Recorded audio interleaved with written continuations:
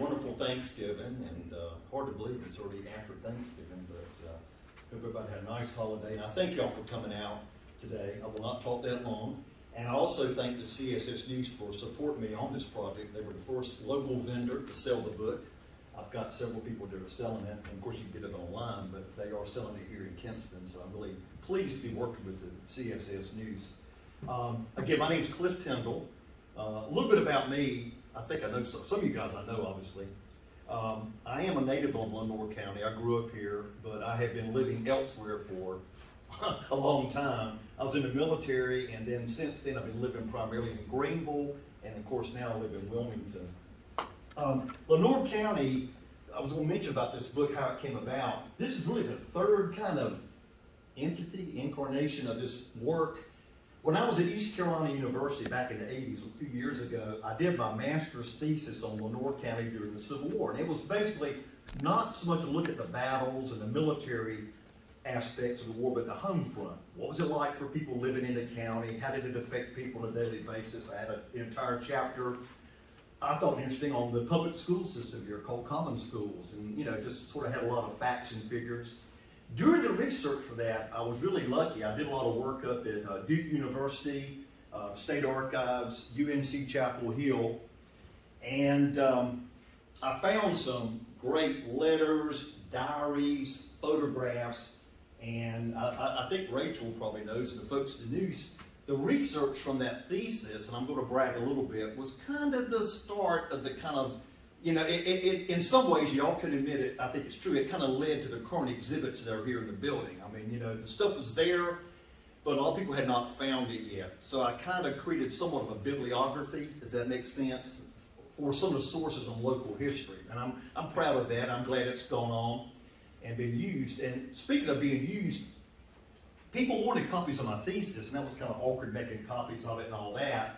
There were a few that were out there, but I think in 2006, and I may be wrong on that, the Lenoir County Historical Association came to me and asked me would I kind of update my thesis with some new research, which I did, and we added some new material, particularly about African Americans, and also we added information about the troops the men from Lenoir County that fought in the Civil War. And I really didn't do that much research on the men themselves. There was another gentleman, Philip Decker, I think was his name. I never actually met him, that's kind of bad. But working through LCC and some other people there, we put together sort of an amended version of my thesis, and we called it, I renamed it and got it copyrighted under a name called Threshold of Freedom. That was for sale here for a while at I think the old side of the Deuce, and also online. I had a book signing, and it sold really well. Matter of fact, it sold hundreds of copies. It's basically now out of print, but guess what? I'm not trying to sell a book to you. It just recently became available again. I have a website I'll tell you about later you can go to. You kind of can get a photographic, like a photocopy, a Xerox copy of the original book. It's not first quality printing, but it is available now for the first time since, 2006, 2007 on there. The Snapshot book, the most recent book. This is something I taught college for years. I just retired a couple of years ago. And after teaching college for a number of years, I just, you work with young students, particularly college students and adults, and I wanted to put together what I call a 21st century history. And by that I mean, I've learned over the years for young people, for students. Number one, keep it, and I might be messing up your taping, am I okay? Number one, keep it somewhat short and concise. I hate to say it, but in the 21st century, and I'm bad, I'm attention deficit severely. This book about killed me putting it together. My wife can vouch for that. I've had several meltdowns. It was just that my hyperactivity made it very difficult to finish this work. But anyway, we did it. But you've got to keep things, the attention span, I hate to say it today in the 21st century, is not what it used to be. If you hand a student a book, a monograph, a big book like 200 pages, that right there is immediately, oh my God, and it's almost like a turnoff a little bit. It's sad but true. We're all kind of with the internet, the social media, the immediate gratification, looking up something on your phone. Boy, I would have loved to have Google when I was in grad school, and be able to look up stuff instantly, but no way. And how about just a computer? I did that. The thesis, mine was typed on an electric typewriter. But anyway, keep it fairly short and concise. Make it highly visual. A lot of pictures, a lot of charts, graphs, particularly photographs and that sort of thing. And again, basically make it entertaining. Now, I know for a lot of historians, that's kind of a dirty word. I remember when I was an East Carolina professor, was like, this book reads to, I wrote a paper, and Dennis over here, my college roommate and friend, I was telling him, I had a professor tell me the book read too much, like it was too entertaining. That's not good history. And I thought, I have never liked that idea, that something that's scholarly had to be dull. So anyway, here's what I try to do with Snapshot, and that kind of describes it. It is a very brief history of Lenoir County during the war. It's based 90% on my thesis, with new material, particularly on African Americans, and I've got a couple of areas which I'll go over in a few minutes. But it's not meant to be in great detail. You can get this book. The average person of average interest can read this book. It covers the 2 battles of Kinston. It covers the CSS News. It covers even the public schools here. It covers the men from Lenoir County who served in the war. It talks a lot more about African Americans, and again, I've got some interesting stuff about that. And it talks about the home front, what it was like living in Lenoir County, agriculture and things like that.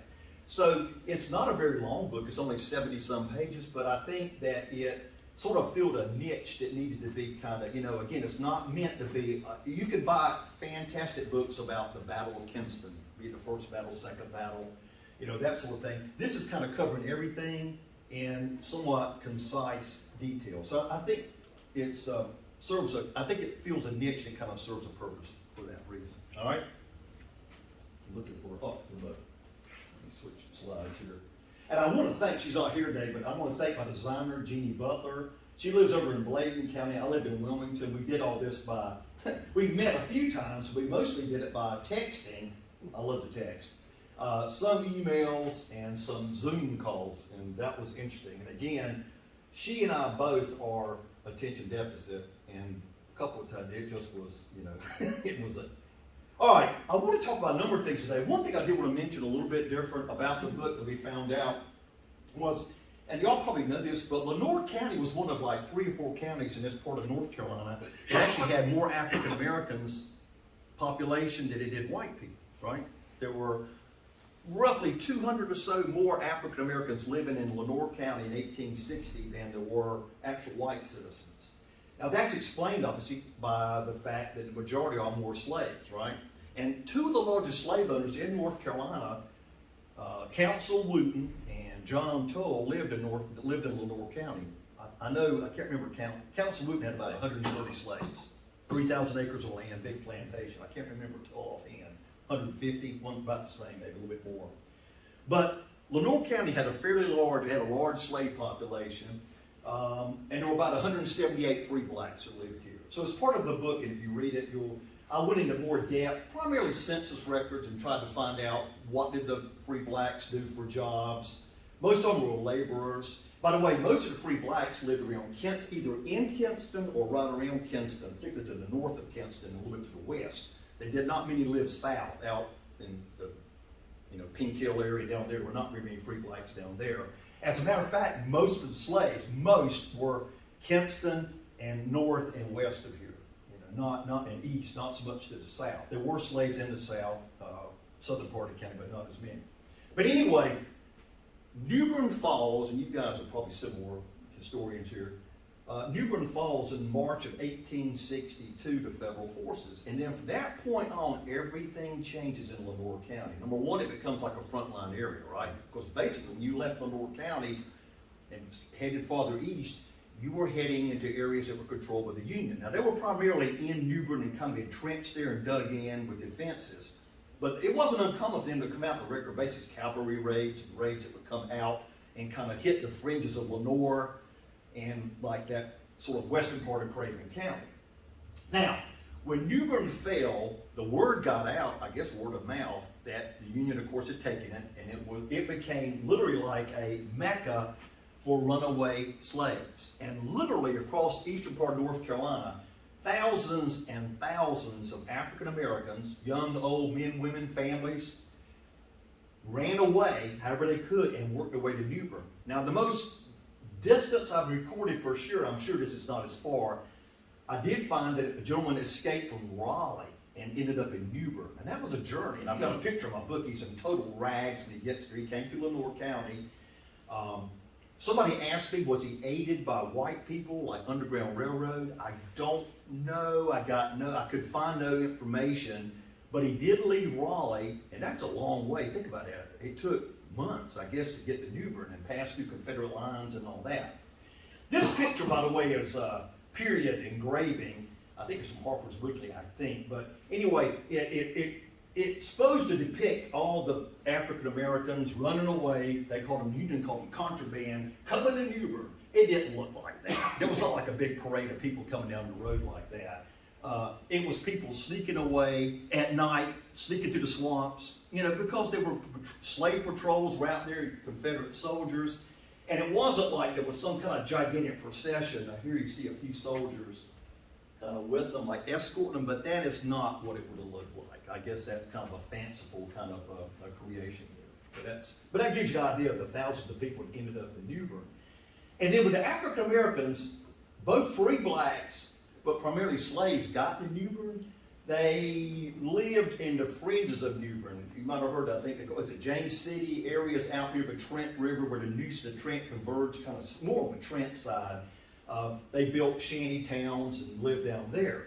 And eventually, again, it was thousands. And they were from all over, not just Lenoir County, Jones County, Pitt County, Duplin County, wherever you had slaves, even to the farther to the south and north, people escaped, and they knew they could get to Newbern. If they could get there, they could, they were free, right?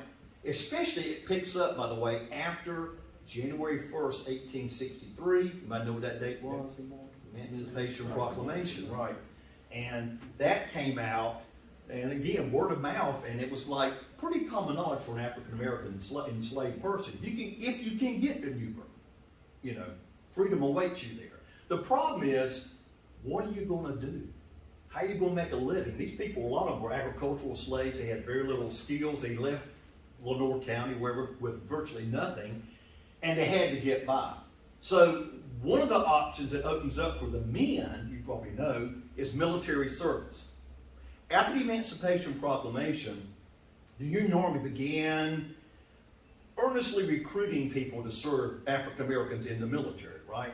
And Newbern ends up recruiting probably close to 5,000 African American men end up joining the Union Army. And that's something in my book I talked about a little bit because I hadn't talked before about it. I know it's been talked about in other books somewhat, but I particularly wanted to focus in on people from Lenoir County. And I put this guy there, this guy is fascinating, William Henry Singleton. I thought, if you remember this name, you can go online. My researcher and designer, Jeannie, helped me do some research, and she actually located this guy's memoirs. He was born a slave, I think, in 1843. He was actually born in Craven County, born just outside Lenoir County. Look at Craven, there we go, 1843 to 1938.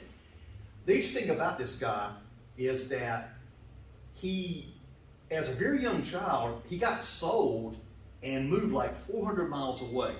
And he did not obviously like that. By the way, his father was apparently, guess what, one of the white people that was involved in the plantation. I think it might have been actually his owner, quote unquote, was his father.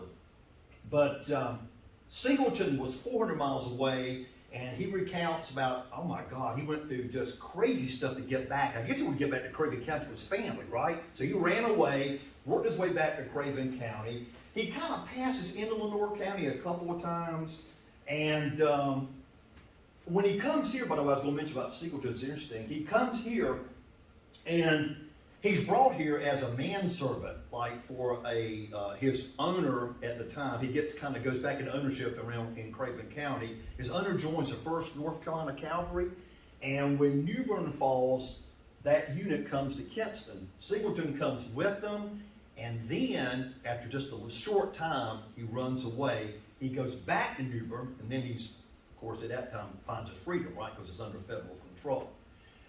Singleton, did I put another bullet, I think I know here about him. Yeah, one thing about him, this is kind of cool. He himself, now again, I'll tell you about how we know about what he did. He recruited, apparently, close, at least now this is his own words. Now again, y'all, this is an oral history. but I'll go ahead and tell you, in 1922, he was living in New York and Connecticut, kind of moved around, and he wrote his memoirs and were printed in a newspaper like a serial, I guess, each week, or you know what that means then? It's a serial, that's what it describes as being a serial. And that was then condensed into a book form. And the book today is available. You can find it, I think, Amazon. I actually used an online version. East Carolina University also took it and made it an electronic digital document. That's what I used. Fascinating stuff. Take it with a grain of salt because, again, some of the stuff he talks about, you're like, you know. But again, he claims he recruited 1,000 men that wanted, black men, right, that wanted to join the Union Army. And at first they were turned down. Matter of fact, some of the Union officers, you would have said, no way, no, ain't happening. Then later, I guess, farther up the command, decision was made to start recruiting African Americans. And again, he apparently pulled together 1,000 men, he said, through a church primarily, one of the churches down there. And it created, again, the first North Carolina Colored Volunteers. Later became the 35th United States Colored Troops. He became a sergeant and served, and it's interesting, that unit, by the way, more on that later, they didn't use them much locally, which probably was a wise idea. I've got another story about that later. They were taken and sent farther south out of the area, and they fought, you might have heard about Olustee, Florida. They fought in Olustee, and I think he was wounded. I can't remember. I think he was wounded, but he did survive. And again, in 1922, he wrote his memoirs, and they are fascinating. Singleton, by the way, also provides us, and I'm going to talk to you, but he's fascinating. I want y'all, if you think about it, get his name, look him up. He also gives us some idea. One problem I was always been curious about what was it like for a slave in Lenoir County, during the war. We don't know a whole lot about it. A few oral traditions, a few people I've talked to, African American families, talk about great-great-granddaddy said this and passed it up, but, it's kind of, oral tradition, urban legend, how much truth and how much is exaggerated and all that. Well, Singleton wrote about being in Western Craven in Lenoir County. In one story, he got punished. Now, he talks about slavery. He tells you about the bad parts about it, about not owning anything, not being able to do anything without permission and all that. But he talks about being punished a couple of times, and I'll never forget the two times he mentioned. The one that got me was he got severely beaten with a whip because where he was living, he was a child at the time. Apparently, a book became missing. There was a missing book. And he had nothing to do with it, but I think the owner's son had lost it, the master. Anyway, he told his dad that Singleton had done something with the book. The accusation was that he had, quote, read a book. And for him handling a book, or even opening the book up, it led him getting the crap beat out of him. Because in North Carolina, that was a big thing by then, no education of slaves. So him handling the book led him to get beat. The other time, by the way, was at church. He rode a mule to church, and the mule got into a fracas outside the church with another mule or horse. It wasn't his fault, but I guess it was so loud it kind of disrupted everything. They ended up whipping him for that. So anyway, but he's got a great story, and his oral history goes through, again, his young life all the way up to the time he was, an adult living up in New York, Connecticut, post-war. Yeah, Sergeant, the 35th United States Colored Troops. He wrote his autobiography, 1922. And I mentioned before about the black units. Again, big recruitment of African Americans in New Bern probably after the Emancipation Proclamation, particularly 1864 and through 65 into the war. And about 5,000 African Americans ended up joining up in New Bern and serving in these so-called colored units. And real quick, think about that. I'm here on this all the time.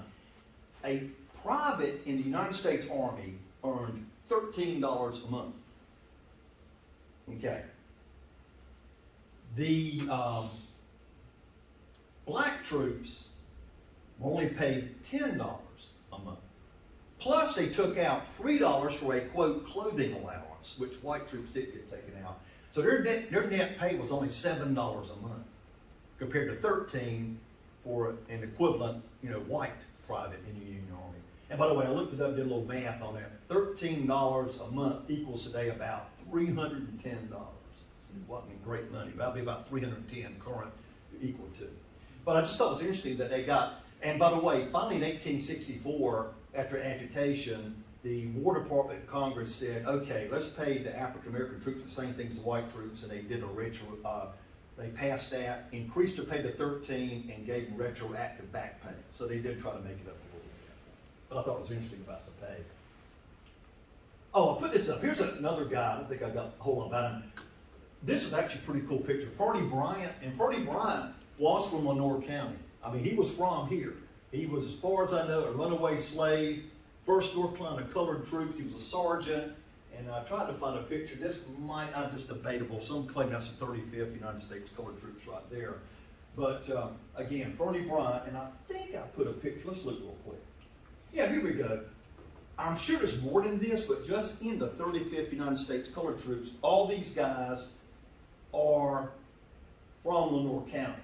At least according to, and this is some government records we kind of delved into, like some National Archives and all that. You can see there. And the second one's Fernie Bryant, 35th United States Colored Troops, age 28, and he was a driver. And you can see there, but this alphabetically, I think, but this is just that one unit. And again, over 5,000 troops. And again, I just thought it was interesting that, and everybody talked a lot about the black men that ran away from Lenoir County, seeking freedom, and he ended up in the Army. Now, why did he end up in the Army? I think number one, they needed the money, probably. I mean, unemployed, right? Need something to live off of. And number two, I think obviously there was a urge to join the military to fight for the cause for them to fight for freedom. But again, I thought it was interesting about the numbers. And I'm sure there were many more. This is just that one unit. And I mentioned about Lusty, Florida. This is the footage, I think, the 35th United States Colored Troops in Florida. I love all the pictures. Like, look, I love looking and look carefully. Let's see, you got the dog in the picture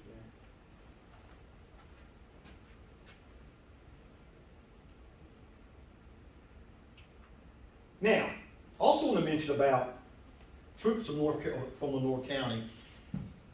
Threshold of Freedom, my last book, again, I didn't really do that much research. It was another person working with me who kind of compiled a list of people from Lenoir County that fought for the Confederacy. And I forget the exact numbers, but I went back this time using resources here at the News and also at Fort Fisher State Historic Site, and I am nowhere near up to the total numbers. But we are now, I forget the number now, 700, 800, I know it's more than that, but we can document the different units they were with. And you guys probably all know this, but people, you could get conscripted or drafted, you could also join, different ways, obviously, to enter the military. Here in Lenoir County, there were several units that were very well known. One of the best was called the Lenoir Braves. And literally it was a unit formed, part of them signed up in Goldsboro, but it was a unit designed to be composed primarily of being from Lenoir County. And they were in the 32nd North Carolina State Troops and also later became the 40th. But they were a well-known Lenoir unit. And in my book, I don't have it, but also the 27th United States Colored Troops, 27th North Carolina State Troops, and they had a company called the Tuckahoe Braves. I think you had a relative, didn't you, in the Tuckahoe Braves? Two, yeah, that fought. And do you know anything about? Was it primarily, now Tuckahoe, if you don't know, is like a name of a creek or a stream, little small river. Swamp back on the other side. Out from Pink Hill, right. You see my dad talk about Tuckahoe. There's a Tuckahoe Road out there. And there was a unit, again, for the 27th that was primarily, again, based, Tuckahoe Braves, right? So based out of Lenoir County. So there were different units. Now, a lot of men apparently obviously just joined and got stuck into a unit. It was people from Goldsboro and different areas in Wayne County and Craven and things like that. But again, there were, and that's a project that someone else could take up. They got time, but you could go through troop rosters and records and pull it. The problem you have with that is that a lot of people that I think are from Lenoir County, they didn't put down on a while, but they joined up. They didn't put down what county they were residents of. They've got their age, they've got their name. Now, you could go back and double check with like census records if you really have lots and lots of time. But it's interesting to be like, could you pick and choose what unit you serve? Well, to a point, yes. To a point, yes. I think the word would get out, hey, they're going to form up a new company out of, say, Kinston. And if you were of the age and all that, yeah, you could sort of pick and choose a little bit, yes. It's sort of, if you So join. there was integration amongst North Carolina. Yeah, teams, yeah, right? and again, it kind of varied because if you were drafted, no, not as much so, right? So, anyway, but it's fascinating. Y'all know about draft too, and it was kind of a bitter thing in Lenoir County. I found records and letters, people said, you know, they didn't think it was fair because you could hire a substitute up to, 63? You could pay somebody to take your place if you got drafted. You could kind of buy your way out of service. Also, certain occupations, there was a whole bunch of things like minister, school teacher, certain craft jobs type thing, craftsmen, were also exempt from the draft. So it was interesting about how many served, and we're still working on the numbers, and maybe somebody's doing that kind of research. But I just wanted to kind of point out that Lenoir County was very involved in the war effort, and again, particularly the 32nd, the 40th, and the 27th United States, I keep saying United States, NC State troops were a lot of North Carolinians involved there. Now this picture, this is something I discovered back in the 80s, and actually I didn't have this picture, but one of my favorite stories about Lenoir County involves this guy here. I think he's on the, and I say I think because we're not sure 100%. On the left, these are two gentlemen. This is Charles McIntyre, and this is William Reed, I think. I noticed their names. I'm going by, I think I figured out which one's which. Reed was a veteran with the 44th Massachusetts Regiment. He was based in New Bern, and he took part in the First Battle of Kinston on December 14, 1862. Now, after the war, 1884, he decided to come back and kind of have, it was interesting, it was kind of sad. They tried to organize a big reunion up and kind of have a big group of these guys that come down to North Carolina, and out of the whole regiment, these two guys are the only ones that came. Everybody kind of backed out, you know, it sounds typical, everybody backed out, and the wife wouldn't let them go. No, I'm just kidding, I don't know about that, but they couldn't go. And so only these two guys came down. They were pretty good. They rode a train down to New Bern. And here's the cool part, though. Reed was an amateur photographer, and he brought like a nice camera for 1880s. I think he called it a wet plate camera. And he brought his camera with him, and he took a bunch of photographs of Kinston, Lenoir County, New Bern, Whitehall, Goldsboro in 1884. Now, I know it's 20 years after the war, but the cool thing is that most of them, they commented, he kept like a diary and kind of talked about the different photographs. And by the way, I first found these at Duke University in like 1980, and I about had a connection fit. They're like, oh my gosh, these are so great. Now again, they're 20 years removed, but they are very descriptive. They tell you like what changed and what didn't change a whole lot. So I thought we'd look at a couple of these. This was taken in New Bern Waterway. See the guy, some kind of an agricultural implement there, almost like a tiller thing. And then there's the Neuse River back behind. That's supposed to be the Neuse River. That was the old campsite in New Bern. And all these are in my book. Y'all see this picture. This was outside Kinston, south of town, on the other side of the Neuse River there, probably off 258. And that was, you can see the bottom, there's this caption. It was an old house near the Kinston Bridge, and it uses a Union Field Hospital. What I liked about it was that Reed talks about, he says it was still, he called it natural, I guess it's kind of unpainted. And he said the owner was just fixing, when he was there in 1884, to fix the bullet holes. It took him 20 years, he was fixing the bullet holes that were in the house from the battle. I just love this picture because, again, it's real typical, showing the fences. There's a chicken walking around, it's kind of cool. And this is also that local history book, what do you call it, the Architectural History of Lenoir County. I think the book, this picture's in there too. It's pretty run down, but that was used during the battle. This is what I was particularly, now this is kind of cool. I kind of stumbled on this picture. Reed's photographs today were at Duke University, UNC Chapel Hill, and surprisingly to me, the New Bern-Craven County Public Library. So I kind of went into Craven County Public Library, started digging around their photographic files, and found the William G. Reed collection. And they had a separate folder, and they had photographs not used in his book. Because in 1887, there was a 44th Massachusetts regimental history. And Reed had a whole chapter. It's called North Carolina Revisited. And a lot of photographs are in there, like that last picture. This picture's not in there. This is one that went to New Bern-Craven County. And what's significant is, let me show you the next picture. You probably, well, that's the bridge. Okay, maybe I didn't put it in there. But there's a picture everybody shows, I think it's in here, of the end of the train station. This is the Atlantic and North Carolina Railroad station right up here at Queen Blunt. The end of it, and you sort of see it looking like this way. You see the track and everything. This is obviously a full side view. which might not excite you, but when I found that, of all places, I thought the Newbern Library, I was like, God, that's great. And I asked them, I had to get permission to use it in the book, and they said, yeah. I had to give them a free copy of my book, I hadn't done that yet. But I found that. And this stood, by the way, until like 1901. It was torn down. Anybody here from Kinston remember the brick station that was here that was just torn down a few years ago? That's what replaced this. Can I ask you a real quick question? Yeah. Is the photo collection at each of those locations the same, or is there different? It's a little bit different. It's weird. It's like Chapel Hill, I didn't think had this photograph. They've only got the ones that are like, let me show you. It's interesting. That's a good question. See how this has got like that kind of like, at the bottom of it, all that? That was both, I think, Carolina and, this actually came from Duke. They had these like typed in with the number corresponding to it and all that on the bottom. The Newbern Library has got the other pictures, but it's interesting, they don't have the captions on them. And this one was, again, I didn't see it at Duke or Chapel Hill. I don't know. Again, this was not in Reed's regimental history book. He excluded it for some reason. There were a few photographs he didn't use. But I love that picture. I just think it's great. And supposedly during the First Battle of Kinston, this was damaged. It was hit by artillery fire. Reed makes no mention. He says, we visited the train station. They rode train up here from Newbern. We visited the train station. There was an encampment, and by the way, you probably can't tell too good here. Kinston ended right up here at Blunt Street pretty much. And they camped out there after the battle, and he said it had changed very little. So I thought it was interesting. But yeah, this picture, I was just really happy to find it. By the way, the Atlanta North Carolina Railroad is another, it's in my book, but it was in terrible shape at the end of the Civil War. They didn't have any way to repair the rails, and apparently the train came like once a day, and it just clicked and clacked and had to go real slow because it was just rocking and rolling on that track, about to fall off the track because the rails were all warped and everything. And after the war, the railroad was very financially strapped, and they almost went bankrupt. And of course, later it becomes what the North Carolina Railroad gets bought out.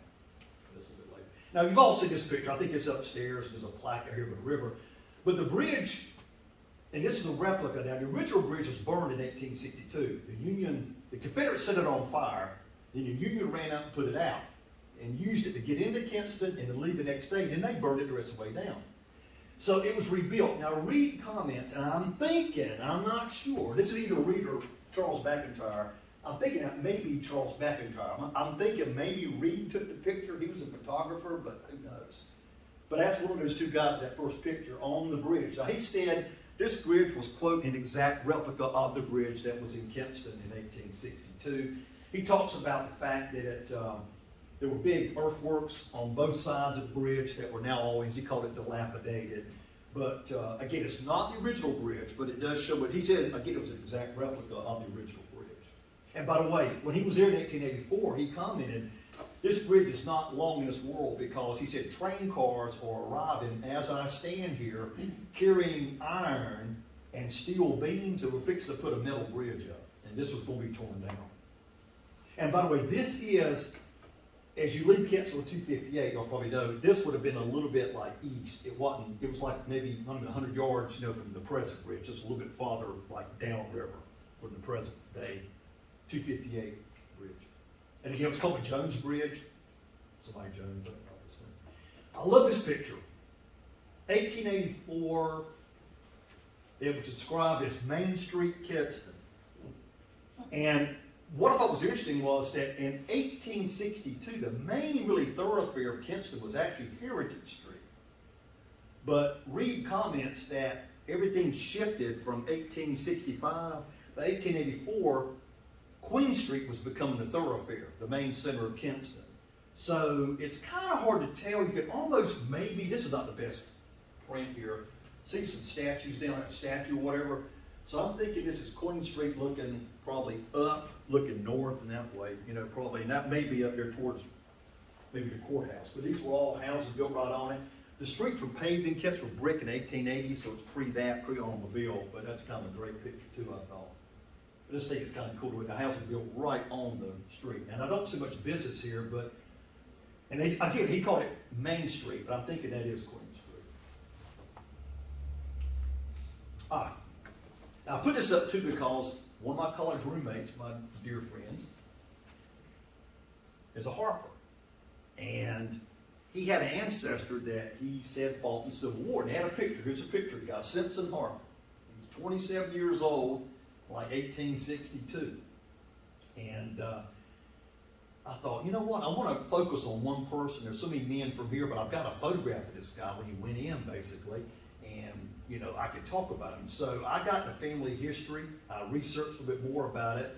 And I got to tell you, and I thought for a minute I was going to maybe make him a little bit upset. We found out that part of the family history was not right. They have all this stuff about he was up in Virginia with General Lee when Lee surrendered, and it took months to get home and all that.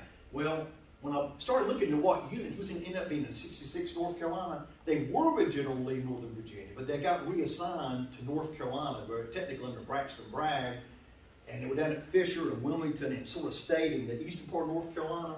And it looks like they came, and this is what's kind of cool, he was from Woodington area, south of Kinston. When the Battle of Wise Fork took place in 65, he was fighting apparently just miles from his home place. That's kind of intriguing to me. I wonder if he sneaked home, I'm sure he didn't. He was a sergeant.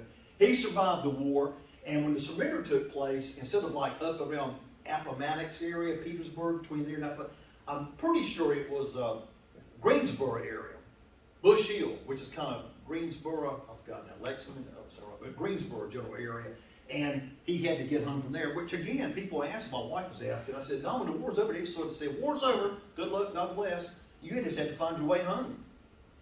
Nobody helped you, you know. So the family history says it took about 2 months to get home, and I won't go into detail. Part of it, you know, it might be embellished a little bit about some of the stuff, but he did get home successfully and lived a long, full life here in Lenoir County. He was a school board member. He was a, what do you call it, justice of the peace kind of thing, magistrate, which is like a judge, right? He's a magistrate and all that. And very large farmer, or big farmer, down in southern part of the county. But he's one of the individuals I focused on. There are many more I could have picked, but I just thought I had a great picture and some neat research. And I've got some pictures. I don't think I put it on here. I think it might be my last slide. I've got a picture in my book. I found a picture of all things of Simpson Harper in 1906, early 1900s, and I got a picture of him, you know, aged somewhat. And there's another picture, I think, of his family in the house that was actually dated back to the colonial period. Okay. But anyway, it's a fascinating story. And oh, by the way, I think he had, and I'm going from memory, 6 brothers, all served in Confederacy. Was it 5? 5 brothers. Okay, 5 brothers that served, I forget. And all of them served, and all of them made it. And statistically, that's pretty lucky too, that every one of them survived. Yes, sir. Have you seen Dennis Harper's book? I have since then. And by the way, he deals with the Harper family, and I bet he's got to be talking about Simpson because that was funny. Yeah, I have. I need to look at it more carefully because after I did this, I realized that Dennis had done something about the Harper. It's like the Harper family, I think, isn't it? Which is a great story, like He what he talks said. about the brothers. The brothers. I think that's really cool. I think he was the oldest? No, I don't know. because he's my uncle. Oh, okay. Dennis is related. You know. Okay, that's it. Did we find his grave? Was that day we went up, you and me and Jim went out to It was field? his father's grave. It was his father's grave. That's it. Okay. But we went looking for some graves down there on Deep Run and found his father. Yes. Okay. I presume he's buried around Woodington, I'm guessing, or whatever. But his family, the Harpers, like you said, are still around. Obviously, very active family. My friend, who I kind of associated with, he now lives down on Myrtle Beach area. But again, the book I put together, it's kind of labor of love. You know, I'm from Lenoir County. I want to put together something that kind of, what I do is I cover every aspect. Both battles, not in super great detail, but enough you can kind of find out if you're interested, you know. The men from the county, and I'm going to probably add to that in the future. I focused on one individual, African Americans. I kind of tried to beat that up a little bit because they played a very important role, like serving in the Federal Army, and I just found it fascinating that men ran away from here, worked their way down the Newbern and joined up down there. I mean, it's a fascinating story. Took part in some major battles. And let me tell you one story. I know at times I've talked too long, probably. Am I talking too long, Rachel? Well, I was going to tell you one story. This is kind of sad. But this is typical. My wife and I were talking this morning about if you were a federal soldier, Union soldier. Let's talk about Fernie Bryant. It didn't happen to him, but let's talk about it. and we're at the wrong place at the wrong time, got captured, your future might be a little bit iffy. You know, there was some massacring of troops at Fort Pillow and some areas out, you know, in the Mississippi area. In 1864, there was a Union attack on Newburgh, not Union, Confederate attack from here. And of course, the hangings, that's in my book too. I talk about the house, one of the first to kind of uncover. Now, since then, people have done buku research on it, books on it. But again, you can go on my book, read about the hangings and what happened. That was some Confederates, y'all know the story on that. There was some Union troops captured in Newbern in that same attack, 64. And they got all rounded up and kind of taken back here for incarceration and whatever. And they started going, wait a minute, I know that guy. That guy's from Lenoir County, but he's wearing a Union uniform. And I'm talking white men, right? And very quickly they had some trials and some court martials and whatnot. And they found above, I forget my number now, 20 plus were found guilty of 22, I think. I should remember that. I'm bad on numbers. You said 22? 22. And were 22. found guilty of treason. And what they found out was a lot of them had been members of like units like the 8 Partisan Rangers and different groups that were technically, you could argue legally, you know, were they part of the Confederate Army, was it more of a state unit, but bottom line, they had served, they had been ordered to report to the 66th North Carolina, which is that unit that Simpson Harper was in, and someone went like, nope, ain't doing that, and they apparently went to Newbern, and somehow ended up in the Federal Army. Some say they got forced, some say they joined, I don't know, but anyway, they made the unfortunate mistake of getting captured, and 22 were executed here as being traitors in Kinston. And again, there's a couple of books on that. I talk about that, and I've got a page in there that lists all of them. It was a congressional investigation, and I've got a page that lists all the men. But I was going to mention about the black troop. There was apparently, in that same attack, a black soldier fired, I think, a rifle, and either killed or seriously injured a Confederate, I think, officer. Y'all might know more about this one. This is not in my book. And somehow he got captured. And they brought him back here, and he was executed along with those 22 traitors. Now, again, that's the whole thing about, well, he was a black man, you know, and all that, but he had never been, I mean, you know, but it could, anyway, if you were a black African-American, if you were an African-American Union soldier, you didn't want to get captured. That was not a good thing. So, anyway, but again, a black soldier shot an officer at Newbern on a bridge, they said. Somehow the Confederates were able to get him and capture him, brought him back here, and they executed him along with those other 22 people. Again, there's a whole lot written on his hangings, but the book, what I tried to do was just create kind of a cross-section of Lenoir County during the war, covered a number of things. I think you'll particularly like the part, I'm fascinated by life in Kinston, professions, what people did for to make a living. I mean, you know, there was all kinds of crazy jobs here people had, you know. It was actually a big factory town that made buggies and wagons. It was like the equivalent of the automobile factory. And that was here, Dibble Brothers. There were a bunch of doctors here, I think one dentist, and, you know, retail stores and things like that. Even had a French teacher and a music teacher. I love that. And there was even a confectioner, which made like candies and stuff like that. But anyway, you can read more about the whole county. And it's sort of, I think it's written so it will appeal to young people, you know, all audiences and all that. So it's been selling pretty well. I'm proud of it. I'm now working on another project. My main thing, I'm a big World War II historian. I'm working on some World War II stuff now. I'm going back to that again. But I'm hoping this will kind of fill a little niche, you know, locally. And I think it'll hopefully get some more young people to read the thing, right, Rachel? We can sell some more books and get these out there among the young people. Questions? I'm sorry, talk to you. Yes, sir. From your research, have you come up with an approximate number of men who went off from Lenoir County and then comparing the number that survived the conflict? No, that would be good. As far as like those that served and then those that survived, Yeah. I have not. The most frustrating thing, before I forget my attention deficit, the most frustrating thing I found doing research was, and part of this part of it I had again, my research helper, I call it, online, found a little bit more than I could, but like the troop rosters, y'all know what I'm talking about, the North Carolina troop rosters, a lot of it doesn't mention what county they were from. Now they joined the Lenoir Braves, but when it's got county, it has nothing. So you could take the time, and I didn't do it, that would be a project, right, to go into the census, and by the way, census records can be a pain to use if you're used to them. You have to, you have to go by county by county. You could take the name, like Fernie Bryant, and go in there. Of course, Fernie Bryant would probably be listed as a slave, right? But anyway, no, but that was a problem. They didn't list a county of record. Now, also what you said would be fascinating to find the survival rate. Absolutely, yeah. I don't know. Anybody know what it was? War overall, I'd say probably, and I may be making it not as bad, 25%, probably 20, is that too high, y'all think, 20%? Death rate, I don't know. And of course, what was the biggest killer of troops in the Civil War, y'all know? The disease, you're right, absolutely, people got sick. I mean, one of the biggest killers is actually diarrhea, which sounds weird, or dysentery. Unclean food, and spoiled food, and bad, unsanitary conditions. Jeff, I'm sorry. Yeah, I didn't know much about the battles fought here in Lenoir Right. County, Kinston. I know Ebbsburg, Fort Fisher. Right. those Bentonville. Yeah, but what else? Wise Fort, the second largest Yes. battle. I'll shut up because that's a No. passion. Wise Fork's, you absolutely. The second biggest land battle in North Carolina was Wise Fork, right? Mhm. Fought out here, eastern part of the county towards off Highway 70, what we talk about now. By the way, y'all know I understand it's kind of threatened somewhat. Is that right? About some Yes. DOT Yeah. developments, and I don't know. Let's all work on that a little bit.